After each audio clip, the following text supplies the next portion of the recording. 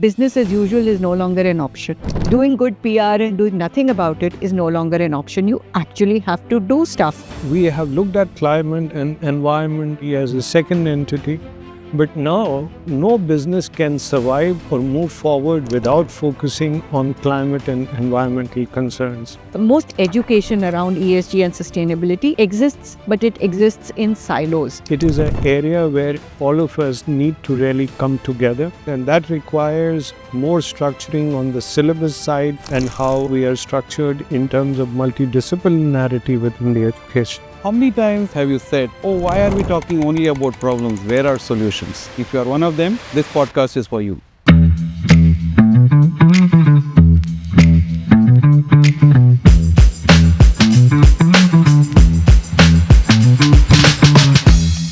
Hi, welcome to NAMTALKS, the podcast from NAMTECH.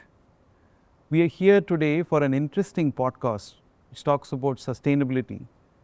You've been hearing everywhere people talking about climate change and sustainability concerns. Have you ever thought, all that is fine, but do we have solutions for it? We have with us illustrious professionals in this field, Dr. Ibrahim Hafeezur, who is the Director for School of Sustainability at NAMTECH, and Namrata, who leads ESG practice for KPMG in India. Let's start with you, Dr. Hafeezur. How do you define sustainability in a business context? Sustainability in today's scenario is critical. It is critical at three levels. First, from a global perspective, then from a national perspective, and within nation from an economic perspective, and where the industry becomes a critical element. If you look at the global perspective, then we are confronted with a scenario where the planet itself is endangered. At the national level, the same plays out more in terms of our economics, our growth, the development, and from a business perspective, which is so integral to the development and growth of a nation, it is a criticality. It is a criticality from the point of view of responsibility towards the environment. It is also now a criticality from a business imperative point of view, where the business itself cannot move forward without addressing climate issues, without focusing on environmental concerns, because it is a regulatory requirement, it is a social requirement, it is an economic imperative for us. So from all aspects, for business to go forward, climate is a must. Wonderful. So it's not an option for businesses anymore today? Not anymore. We have looked at climate and environment as a third entity, as a second entity, but now, since it is integrated into the business ethos, into a regulatory framework, into a societal imperative, no business can survive or move forward without focusing on climate and environmental concerns. Namrata, from your viewpoint, how do you define sustainability from a business context? Sustainability, to my mind, Nana, is quite interesting. Many years back, when people were talking about what's the role of business, they kept saying that the role of business is business, right? It's profitability that is at the forefront, and that's how business economics functioned for the longest period of time. But now that we are hitting upon planetary boundaries, we need to redefine what does business really mean. Business cannot exist in a society that fails. Business cannot exist in an environment that is so tumultuous and so troubling that we have climate change related disasters day in and day out. So the risk of business rises. Therefore, sustainability needs to become part of integrated corporate strategy and not as a layer or if we have time we will do it kind of a perspective. It has to be front and center part of corporate strategy, the way that you run your business. Excellent. Well, in that context, Dr. Hafeezur, from education and building the talent perspective, how do you see this shift affecting preparing future professionals? Do you think the current system is geared up for this? If not, what should we do? Before I come to the system, I think it's important to underscore the fact that the current generation, the future generation, the youngsters are very concerned on climate. They're very concerned of environmental issues. We have seen globally, nationally, a lot of movement around it. We had the case of Greta Thunberg, who protested at a very young age.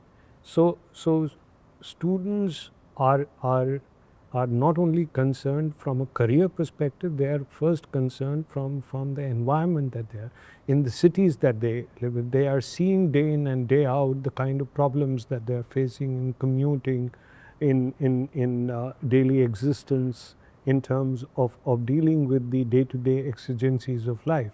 It is an area where all of us need to really come together to create a structured system which can not only conform to the requirement that is there on the environmental side, but can step ahead to see the future and train and prepare the next generation for this. And that requires more structuring on the syllabus side, on how we are delivering education, and how we are structured in terms of multidisciplinarity within the education.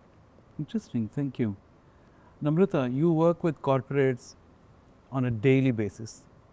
Do you see the shift happening in them? Are they moving away from the theory, talking part of it, to actually finding solutions? Actually, that's a very interesting question, Nana. So let's break that down into what's happening in the world of business today. So the world of business is seeing dramatic shifts, and those dramatic shifts are in the context of geopolitics. It's in the context of AI, which is saying that business as usual is no longer an option. It's also in the context of sustainability. And sustainability really means that sustainability of business itself, because many business models are under threat. But it also means sustainability in the context of environment, impact on society, and governance. Now, all these shifts are a lot to take in for most businesses. So people are thinking really deeply about what drives value. They are thinking deeply about products, because they completely understand that just doing good PR and saying our net zero target is this and doing nothing about it is no longer an option. You actually have to do stuff, which means redesigning from the ground up by saying, until and unless my products are green, sustainable and circular, we can't really go forward. So which is why business models are also changing. People are thinking long and hard on, will my business exist in 2030, 2035, 2040? What is the role of this organization going to be going forward in society and overall the sustainability? Where will we drive value? So in that kind of a context, sustainability is part of a very, very big narrative. Interesting. So there is a leadership change, but I'm sure businesses also would need a lot of professionals, especially young professionals who are skilled in ESG and sustainability and related areas, who come up with solutions for that.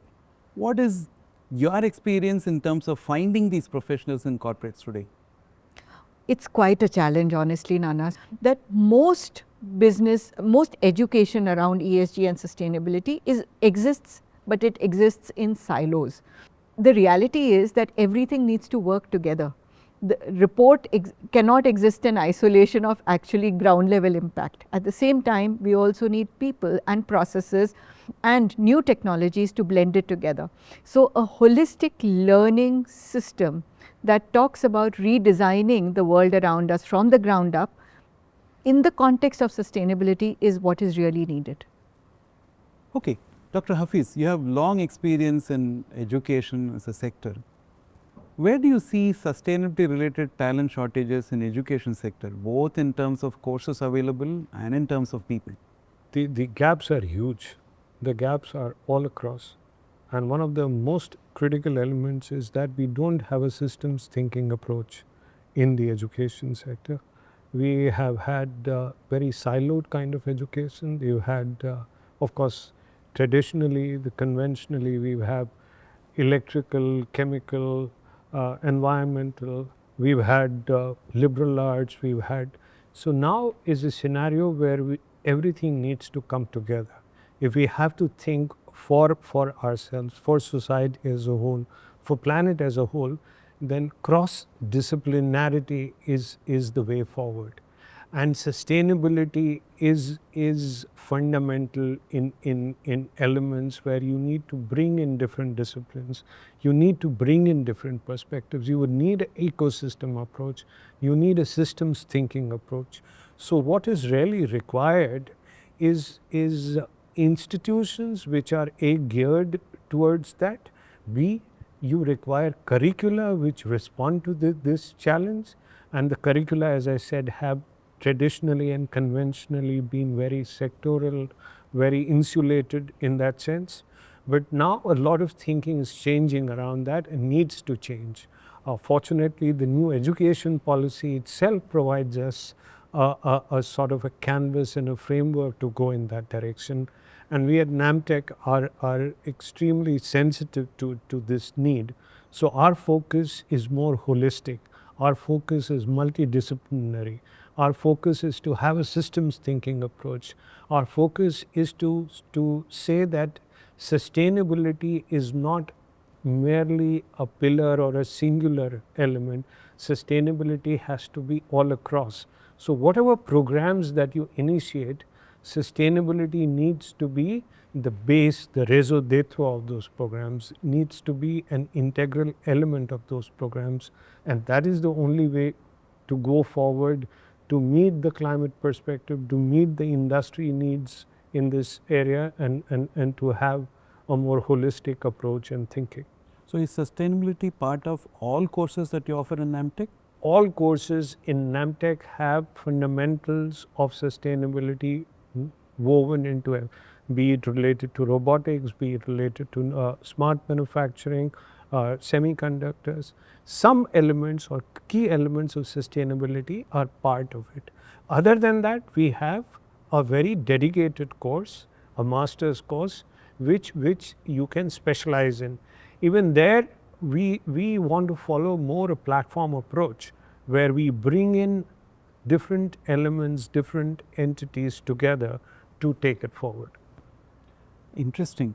This is very promising. So we are launching a course which is called the Sustainability Engineering and Management. It's an international professional master's program that we are doing in collaboration with KPMG India and the Technical University of Munich, Asia. It's a unique course for three reasons. The first is that it is a course which is entirely co-developed and curated in collaboration with industry. So a lot of elements of the course itself and the curriculum come from the industrial requirement. That's the first point. The second is that it's a course which is focused entirely on an experiential pedagogy. It's going to have a case study based approach. It's going to have an industry immersive approach.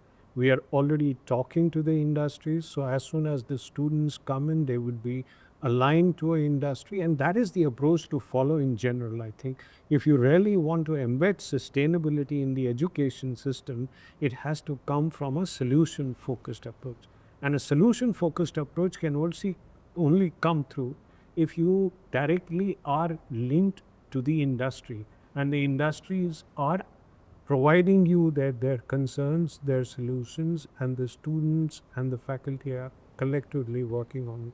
So each student would get aligned to an industry through an immersive experience. That's the second element. And the third element is that even in terms of the delivery itself, it is the professional. That is one of the reasons that we have teamed up not only from a global perspective to get your University of Munich on board, which brings in the global case studies, the global experiences, but also KPMG on board, which brings in the more practice-oriented elements, the practice-oriented case studies.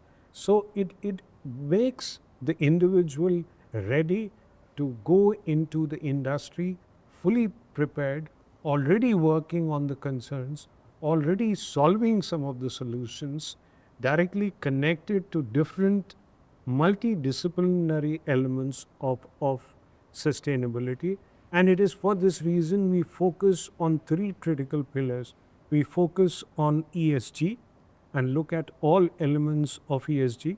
We also focus on energy, which is an integral and a critical part of any decarbonization strategy that we, and then we follow on circularity, because circularity and the 10R approach is what is really desirable, what the next generation really needs to look at.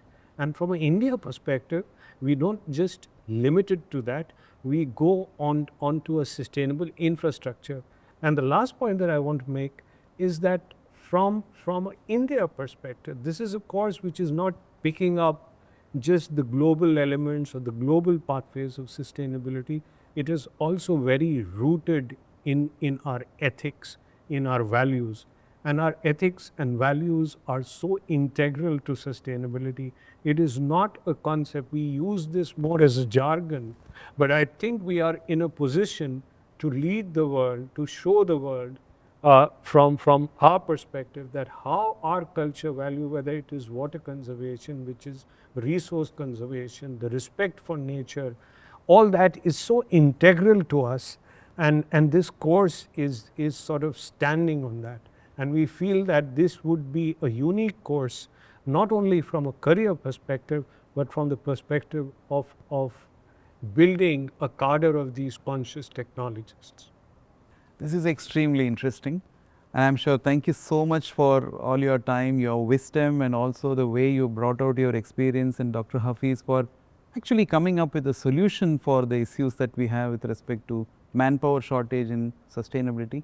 I'm sure for the students who are concerned, who say, I care, but I don't know how to solve this, or I need to build a career around solving these issues of sustainability, this podcast would have been extremely useful. Thank you so much for your time. Thank you.